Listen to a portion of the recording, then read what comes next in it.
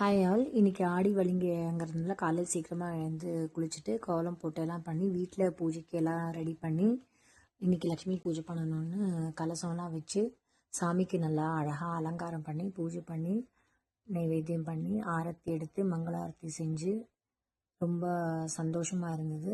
நல்லா அழகாக வீட்டில் பூஜை பண்ணிவிட்டு துளசி பூஜை பண்ணிவிட்டு படிக்கும் பூஜை பண்ணிவிட்டு அதுக்கப்புறம் வெளியில் கிளம்பிட்டேன். வெளில போகிறப்போ கோமாதா வந்தது.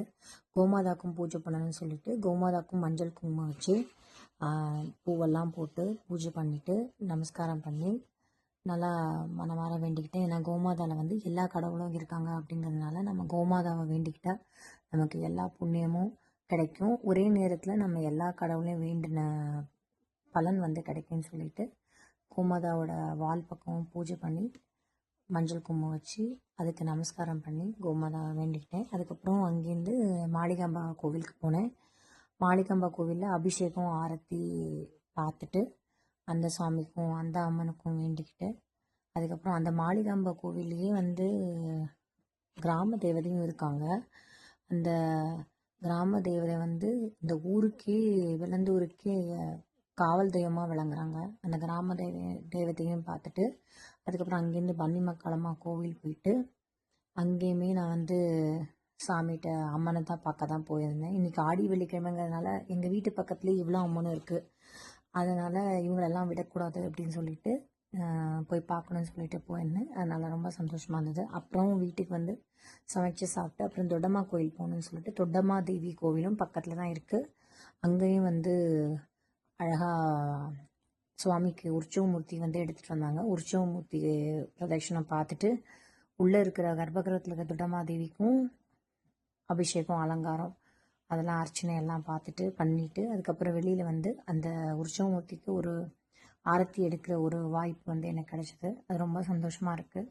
சுவாமிக்கு ஆரத்தி எடுத்து நெத்தியில் குங்குமம் வச்சு பண்ணது ரொம்ப நிம்மதியாகவும் மனசு நிறைவாக வந்து நாம் மனசார நாம் பூஜை பண்ணுறப்போ நமக்கு வந்து அம்மன் ஏதாவது ஒரு வகையில் காமிச்சு கொடுப்பாங்கிறது எனக்கு வந்து தெரியும். அது கண்டுபிடிச்சேன் நான்.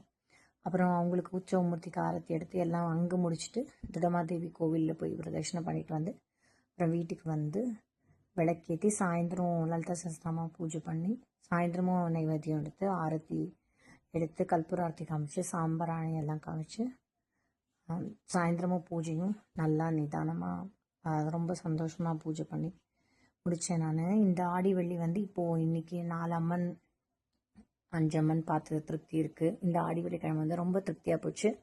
நீங்கள் காலையிலேருந்தே நான் வந்து வீட்லேயும் பூஜை பண்ணிவிட்டு வெளியிலையும் போய் 3-4 அம்மனை பார்த்துட்டு வந்த சந்தோஷமாக இருக்குது. சாயந்தரமும் வீட்டில் விளக்கேற்றி வீடு ஃபுல்லாக சாம்பிராணி போட்டு சாமிக்கு பூஜை பண்ணி அர்ச்சனை பண்ணி அப்புறம் நைவேத்தியம் பண்ணி ஆரத்தி எடுத்து இந்த மாதிரி செய்கிறப்போ வந்து மனசு ரொம்ப நிறைவாக இருக்குது. எவ்வளோ காசு பணம் கொடுத்தாலும் வந்து இந்த சந்தோஷத்துக்கு ஈடு என எதுவுமே இல்லைன்னு சொல்லுவாங்க. அதாவது ஒரு மனசு நிறைவாக இருக்கிறப்போ நம்மளால் வந்து தெளிவாகவும் யோசிக்க முடியும். என்ன விஷயம்னாலும் எந்த முடிவுனாலும் நம்மளால் தெளிவாக எடுக்க முடியும். அப்போ நம்ம மனசை வந்து சந்தோஷமாகவும் நிம்மதியாகவும் வச்சுக்கணுன்னா இந்த மாதிரி இறை வழிபாடு மூலமாக தான் நம்மளை